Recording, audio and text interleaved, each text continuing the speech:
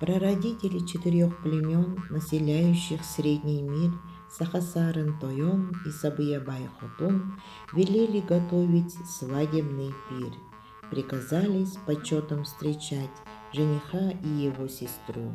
Приказали кубок большой с крепким кумысом выносить, шкуры по двору расстелить, сиденья почетные для гостей мехом драгоценным покрыть. 8 девушек, 8 лебедей, 9 юношей, 9 журавлей. Кумыс гостям поднесли, окружили радостно их, с почетом в дом повели.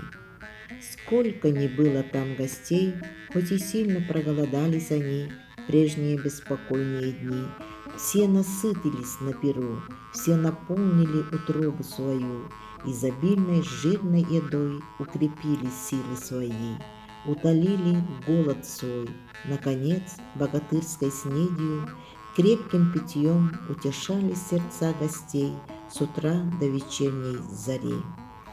Полными чаронами пили они крепкий густой кумыс, в котором плавали масло куски, сельцо турпана величиной. Звенящие льдинками пили они выдержанный кумыс, пенящийся пили они весенний свежий кумыс. Освежили грудь, ободрили дух радующим сердцем питьем. 3 суток длился свадебный пир.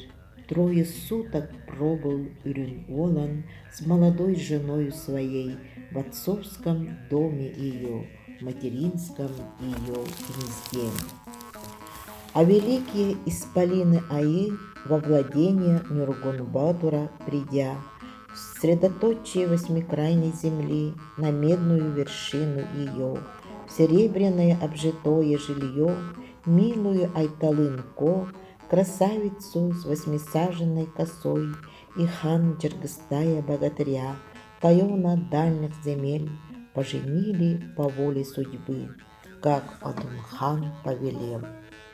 Отпраздновали 2 свадьбы они, справили небывалый пир, поставили для гостей 99 резных, почетных коновязей столбов, чтобы память о пире том простояла 9 веков.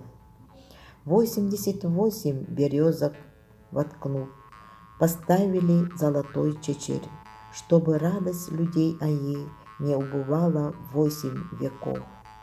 Натянулись 77 гривами увитых селе, чтобы счастье свело 7 долгих веков.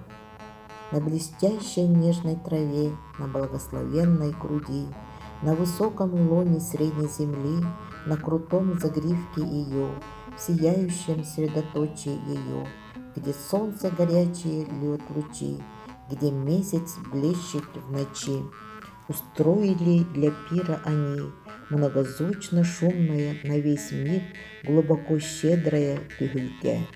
Отъевшихся на весенних лугах молодых кобылиц повалив, поставив большие котлы на огонь, кусками толстыми жир нарубив, обильные для гостей угощения готовили там. 30 дней и ночей подряд веселые игры шли, объедались обжоры густой едой, тешились борьбой силачи, кукушки весело куковали, вяхери ворковали, парни пляски вели, как серые журавли, пели девушки, как белые журавли. Амаллона жизнь прославляли там, Аланхо запевали там, расцвело заповедное лоно земли, взошло теплом и светом даря солнце счастливой судьбы. Добрый выпал нам жребий, в радости жить, множиться, расцветать, горе былого не знать. Так на благодатной средней земле, на медной равнине ее, на золотой вершине ее, на тучном лоне ее, изобилием всяческим одарен, неколебимой судьбой наделен, дружною семьей окружен, счастливо жил, говорят, защитник народа Саха, богатырь могучий Нюргун-Батур, и о нем сложили в былом великое Аланхо.